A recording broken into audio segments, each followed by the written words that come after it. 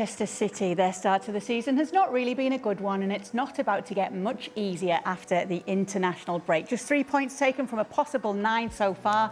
Next up for them is the Manchester derby. That is at home for City. Then they've got Napoli in the Champions League, and then they are at Arsenal. Don Hutchison is joining us now. Don, can Pep get his side back together and get things back on course, or are we going to see what we saw last season with City? Because we're seeing shades of it. Yeah, evening, guys. He's got a tough job on. I think for the first time now, he's starting to look at his City squad, which is still very healthy in terms of the personnel, but not too many fit players for Pep to choose from. But you're looking, I think, at a City side where it just looks a little bit dysfunctional. We questioned some of the summer signings, which on paper look quite good, but very offensive players that he brought in. So defensively, they're still pretty weak. You're looking at a side that you think's in transition. But as the guys and Ali said before, you know, trusting the process is all about winning games along the way. And they suffered a bad loss last week. So those 3 games coming up, especially the 2 in the Premier League, it feels like the Manchester derby has to be a must-win. And then the Arsenal game, there's always pressure on that because it's a high-level, high-intensity game. So those 3 games could tell us exactly where City might be come the end of the season. When you look at it, though, Stevie, what do you put it down to? Because there's a lot of injuries right now. They obviously had a long season last year. I was trying to pick a team for this game and I couldn't come up with 11. That's how bad it is on the injury front. I mean, the other side of it is that they have to look at themselves and say that defensively they haven't made any moves to make them any better. And the biggest problem they had last season, particularly when they fell off the cliff, was defensively. Yes, they signed Donnarumma, but I mean, he's going to have to be man of the match week in and week out with this back line that he's got in front of him. So, all of a sudden, this Man City-Man United game has kind of swung in United's favour. Even though it's at City. I mean, as I said, I can't put an 11 on the field. I still can't find a left back. I've got 3 in the middle, I've got 3 up front, I've got 3 at the back, and I've got Donnarumma. I don't have a left back. I've got absolutely no idea. Look at me. Who's going to play left back? You're looking at me. and that means that they've got nothing on the bench either. That's how badly they're suffering in this game with injuries.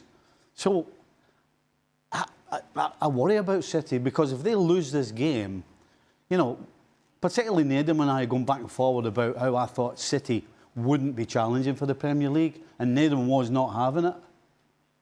As early as the weekend, we could be saying, you know what, City absolutely are not going to be challenging for the Premier League. If they lose at home to Manchester United at the weekend, I'm sorry, I just don't see how they win the Premier League. Don, is it too early to say after 4 games that they can't win the Premier League? No. Normally, what you're saying there, Kay, and the question you're asking is relevant. It's normally the answer is, it's only 4 games in. I think because they lost the last game, and because they've got so many injuries, Stevie's right. You could be looking at a weekend where if Man United turn them over at the Etihad, that would be pretty monumental in the first place as it goes, because they're not particularly in good form and not playing well. Then the Arsenal game, if they went back-to-back defeats, 5 games in, you'd have to say, because of the strength of the opposition in Arsenal and Liverpool, you'd probably say if Man City lost against Man United and they lost against Arsenal, they can't win the league. And it feels wrong saying it because it's so early in the league. But because of the strength of the opposition, as I said before, they don't lose too many games, Arsenal and Liverpool. So Man City, if they lost those 2 games, would have to be flawless after the Arsenal game and win every single game from then till the end of the season. Well, that's just not going to happen. It's not the Man City of 3 years ago. It's not going to happen. They're going to have bumps along the way, especially with Champions League football. So the pressure's on. Pressure on Pep. Well, they're not going to win the Premier League, not only because of these injuries, because they were not a good team even when a lot of these players were available. They were having their issues even when they were healthy. They're not going to win the Premier League because right now they're not an elite team and they're not playing at an elite level. They're not going to win the league because they're not good enough to do so right now. Now, the injuries don't help, of course, and the absence of players don't help. But there are holes in this team that have been there for a while and have not been addressed. And as much as we'd like to think of Pep Guardiola and what he's going to be able to do with his team and a new season and a fresh start and being able to put behind whatever their struggles were last season, we're seeing a lot of the same issues. We're seeing a lot of the same concerns. We're not seeing a significantly different version of Manchester City early on this season as what we did in the middle of last season. So if you're not seeing the improvement and the players are not available and the team is not playing at a high level, it's impossible to sit here and make an argument for Manchester City challenging at the top of the Premier League, even as early as 3 games in. And if you're losing to Manchester United, who we sit here every day and criticize and analyze over and over and over again as to how poor they are, you lose to Manchester United, it is goodbye, so long, take care, thanks for coming. Do you know one of the things as well that adds to the reason why I in particular are kind of down on City? From the start of the season to now, every time the camera goes to Pep, he looks as though he doesn't know what to do. He's got an expression on his... He looks. He looks like when I was watching Venezuela last night. That's how he looks. He does. He's scratching his head. He's whispering. He's shaking his head. You know, Pep of old is out there telling everybody, hey, you need to do this. This is what we're doing. You know, get up here. So have the other teams got wise to what they do and know how to deal with them now? I don't think that... I think teams know what City are about. The problem is they cannot play at the level they used to. And because they haven't fixed anything defensively, teams know that if they just don't give anything away, don't panic, keep the ball in front of you, because they're not particularly great right now either of cutting teams up, then you're going to get a chance. And so that changes your whole mentality as the opposition, whether you're at home or away, that against this so-called old, magnificent Man City, we can beat this lot. That's a totally different mentality than going there 2 and 3 years ago, as Don's talking about, and you're thinking, wow, are we going to get into the...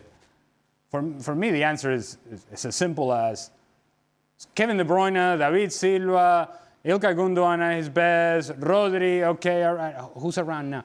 But, so it's not Kevin De Bruyne at his best, it's Rico Lewis. Okay, as good a player and serviceable as he may be, not the same level. Not the same level. And so we've seen a dip in terms of the level of talent in this team in key positions. And for this team, key positions is the midfield. And if they don't dominate the possession of the ball with their quality of possession, with the way they control the game, the pace and the rhythm of matches, if they're unable to do that, they can't defend either. And so what do they hang their hat on?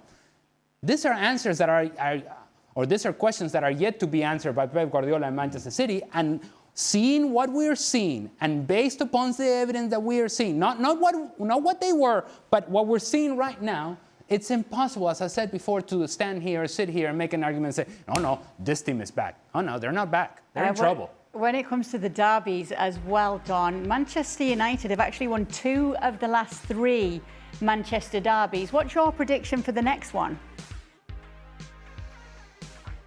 Well, I think we've not even talked Donnarumma. I'm still going to hang my hat on a City win, only just, even though there's lots of negativity, because the Etihad, I think that atmosphere might just drive them over. And as Ali said, they're playing against a Man United side that are not particularly great neither, even though it feels a little bit of a feel-good factor story over at Old Trafford, but there's still plenty leaks in their midfield and their defence. So I'm going to hang my hat on a City win. But I can remember being at Fulham about 2 or 3 years ago, and I can remember being in the comms booth, top of the stand, and Man City walked out all in black socks, black pants, black top, and they looked like champions. They were going to be champions. They looked invincible. There was something about them, the way they looked, and as Ali said, they mentioned the players that all walked out on the pitch, and I just sat there and I thought, they just looked like a proper team. That's why I was pretty down when I was over there in the summer, and all the signings were coming through the door, like Reinders and Cherki and Aït-Nouri, and they're all good players, don't get me wrong, but it wasn't what Man City needed. You know, they needed a right back. They sold Kyle Walker, or he was on loan at Milan, now at Burnley, but they needed a right back. They needed a defender or a holding midfield player. Nico Gonzalez is not really that type of player who's not really had an impact. So when you look at what Man City is they're still technically a very good side, but now they're a little bit slower. Now they're either too adventurous at times because Aït-Nouri's a wing back, he's not a defender. So if you're trying to get a plan the night before or the days before on how to play against Man City, you play against them like Liverpool did last season twice when they buried them at Anfield. Could have been a big scoreline. I think it was 2, but it felt like 4 or 5. And they'd done them 2 at the Etihad because they ran and trampled all over them. So the game plan is when you play against Man City, make sure you run all over them and you trample all over them. Obviously, you've got to have the quality to beat them.